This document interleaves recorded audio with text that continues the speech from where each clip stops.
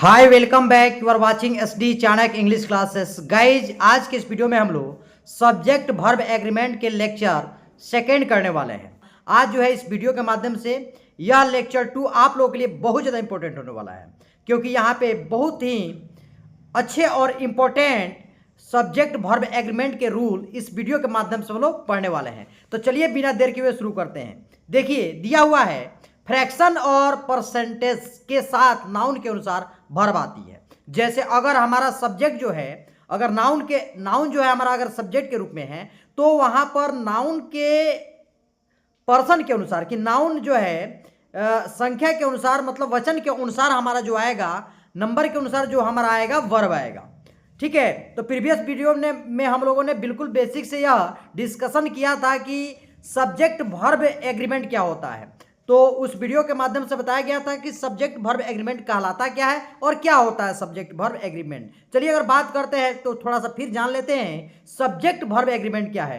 तो दिया है फ्रैक्शन और परसेंटेज के साथ नाउन के अनुसार वर्ब आती है। उदाहरण के माध्यम से बिल्कुल समझ पाएंगे हम लोग। 1/3 of the cake is eaten. देखिए यहाँ पर दिया है, कह रहा है कि हमारा जो है कर्ता अगर नाउन है तो उसके अनुसार वर्ब आएगा। तो देखिए यहाँ पे द केक दिया है, केक हमारा क्या है, नाउन है। तो यह जो जहां 1/3 ऑफ 1/4 ऑफ अगर आता है तो वहां पर जो है हम देखते हैं कि नाउन हमारा सिंगुलर है कि प्लुरल है। तो ये केक हमारा क्या है, तो केक हमारा सिंगुलर है। जैसे कि हम जानते हैं कि जितने अनकाउंटेबल नाउन होते हैं वो हमारे क्या होते हैं, तो हमारे सिंगुलर होते हैं। यहाँ जो है यह केक जो है अनकाउंटेबल है, तो अनकाउंटेबल है तो इसलिए यहाँ पर इज आया हुआ है। तो 1/3 of the cake is eaten, यहाँ पे इज यहाँ पर सही है। नेक्स्ट देख लेते हैं, 2/3 of the students are present. देखिए कह रहा है कि नाउन अगर हमारा सिंगुलर है तो आने वाला वर्ब सिंगुलर होगा, अगर हमारा कर्ता जो है प्लुरल है तो आने वाला हमारा वर्ब प्लुरल होगा। तो द स्टूडेंट्स जो है यहाँ पर हमारा क्या है, द स्टूडेंट्स हमारा प्लुरल है, इसके अनुसार यहाँ पे हमारा आर वर्ब हमारा प्लुरल आया है। इज का प्लुरल आर होता है, जैसे वाज का प्लुरल वर होता है, हैज का प्लुरल हैव होता है।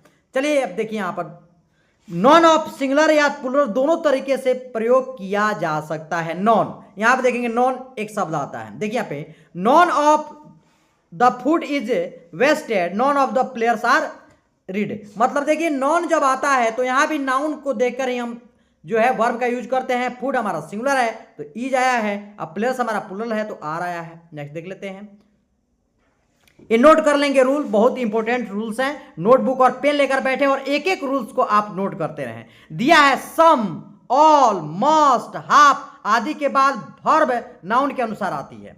अगर सम, ऑल और मस्ट और हाफ किसी सेंटेंस में आता है तो नाउन के अनुसार, मतलब जो हमारा सब्जेक्ट होता है, नाउन के अनुसार हमारा वर्ब आता है। देखिए यहाँ पे सम ऑफ यहाँ पे आया हुआ है, क्या आ जाए, सम ऑफ आ जाए या ऑल ऑफ आ जाए या मोस्ट ऑफ या हाफ ऑफ।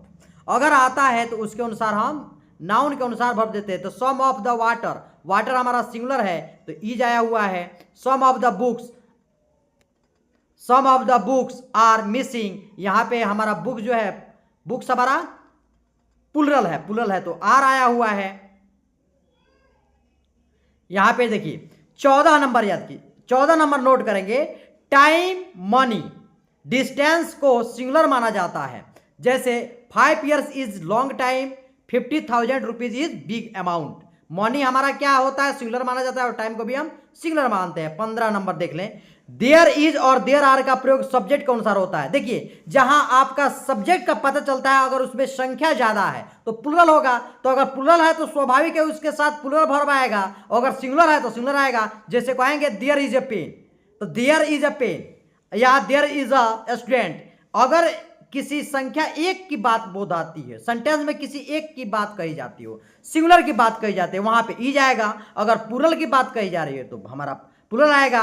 तो यहाँ पे सेंटेंस के बाद आप सुनेंगे there is a book on the table, एक किताब कहाँ है, टेबल पर है। There are many books on the table, यहाँ पे बुक्स हमारा क्या है, तो बुक्स के बारे में बताया जा रहा है, हमारा सब्जेक्ट है, मेनी बुक्स की बात हो रही है तो मेनी बुक्स हमारा प्लुरल है, इसके अनुसार देयर के साथ आ रहा है। अगर सिंगुलर आता तो इज आता। नेक्स्ट देखते हैं 16 नंबर, प्लुरल नाउन्स जिनका अलग अलग व्यक्तियों से संबंध होता है। प्लूरल नाउन जिनका अलग अलग व्यक्तियों से संबंध होता है उनमें प्लूरल वर्ब आती है। तो अभी बताया गया है कि सब्जेक्ट अगर हमारा प्लूरल है तो आने वाला वर्ब प्लूरल होगा, अगर सब्जेक्ट हमारा सिंगुलर होगा तो आने वाला वर्ब भी हमारा सिंगुलर होगा। यही सब्जेक्ट वर्ब एग्रीमेंट है।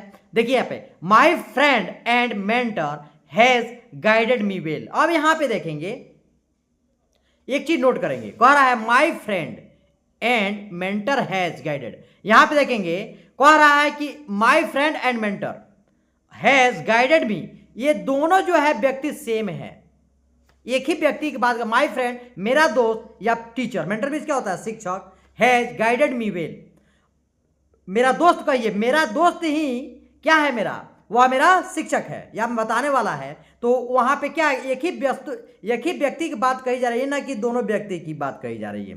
ठीक है, इस तरह के वाक्य जो है और मिलते हैं। जैसे अगर कोई वाक्य जो है समझ लेंगे, अगर द से शुरू है, ठीक है ना, जैसे the principal and teacher is coming into the class, the principal and teacher dash, मतलब खाली स्थान देते हैं, into coming in the class, तो ई जाएगा क्या रहेगा। तो देखिए जब भी द से शुरू है और एक ही व्यक्ति के बारे में कहा जा रहा है, अब कह रहा है कि द प्रिंसिपल एंड टीचर, अगर कहता है the principal and the teacher तो प्रिंसिपल के पहले भी द लगता और टीचर के पहले द लगता, तो वहां पे पता चलता है कि ये दोनों व्यक्ति अलग अलग हैं, वहां आ रहा था। अगर सब्जेक्ट में पहले दो आकर एंड से जुड़ा है, फिर एक किसी के बारे में कहा जा रहा है, किसी नाउन आता है, तो आप समझेंगे कि एक ही के बारे में बात बताया जा रहा है। वैसे यहां पे है my friend and mentor,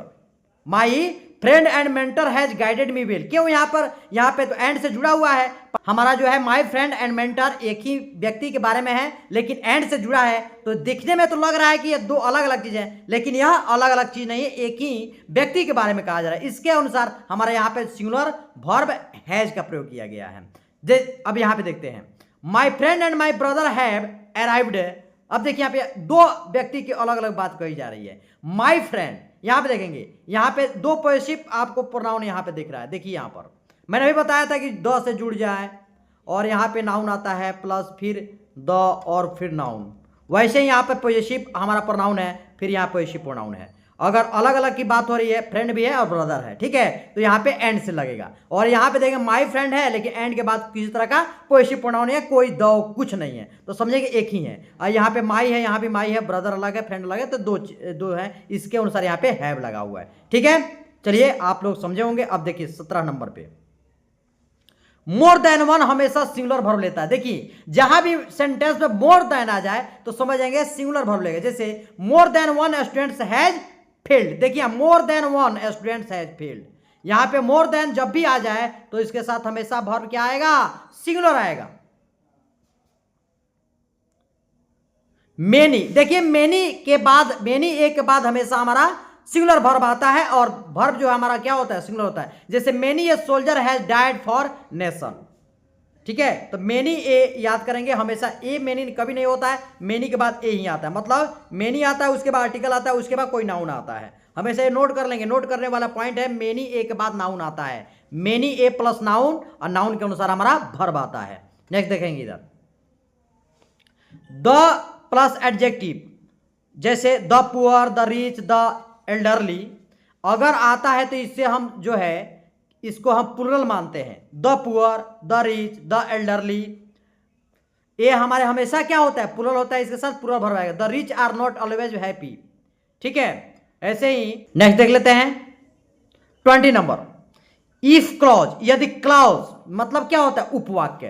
clause means क्या होता है, उपवाक्य। हाइपोथेटिकल सिचुएशंस में वेयर का प्रयोग सिंगुलर सब्जेक्ट के साथ भी किया जाता है। अब यहां पे देखेंगे जब हम कंडीशनल सेंटेंस पढ़ते हैं तो कंडीशनल सेंटेंस में हम आई के साथ वर का प्रयोग करते हैं। तो कब करते हैं, तो यह कंडीशनल सेंटेंस में हम आई के साथ वेयर, कह रहा है कि हाइपोथेटिकल सिचुएशन के साथ हम किस चीज का प्रयोग करते हैं, वर का प्रयोग करते हैं। इसमें किस चीज का बनने होने के सेंस का अगर बात आता है या आशा किया जाता है, ठीक है ना, या आपका जो है इमेजिन किया जाता है, हाइपोथेटिक किया जाता है, तो वहां पे हम वर का आई के साथ यूज करते हैं कंडीशनल सेंटेंस में, ठीक है ना। तो यहाँ पे देखिए, तो आई के साथ वेयर, आई तो हमारा सिंगुलर है लेकिन इसके साथ वर का प्रयोग होगा कब, हाइपोथेटिकल सिचुएशंस में, मतलब किसी चीज का कल्पना करेंगे तो, ठीक है। तो यहाँ पे जो है अब समझ लेते, I were a bird, I would fly. अब देखिए यहां पर कोई कल्पना कर रहा है, आई वर अ बर्ड, यदि मैं पक्षी होता तो आकाश में उड़ता, ना ही मैं पक्षी हूं ना मैं आकाश में उड़ूंगा, ठीक है। तो यह जो है हमारा क्या था, तो यह हम हाइपोथेटिकल सिचुएशन की जहां बात आएगी, कंडीशनल सेंटेंस की जहां बात आएगी, जहां इमेजिन किया जाता है, वहां पे हम आई के साथ वर लगाते हैं, केवल आई के साथ वर लगता है, ठीक है ना। तो आज हम लोगों ने बिल्कुल यहाँ पे 20 जो है 11 से 20 तक सब्जेक्ट वर्ब एग्रीमेंट बिल्कुल बेसिक से एक एक रूल्स के अनुसार और साथ ही साथ इसके उदाहरण के साथ समझा। अगर यह वीडियो आपको पसंद आई हो तो लाइक करें, सब्सक्राइब करें और ज़्यादा से ज़्यादा लोगों में शेयर करें। फिर मिलते हैं अगले वीडियो में। Thank you so much watching for this video.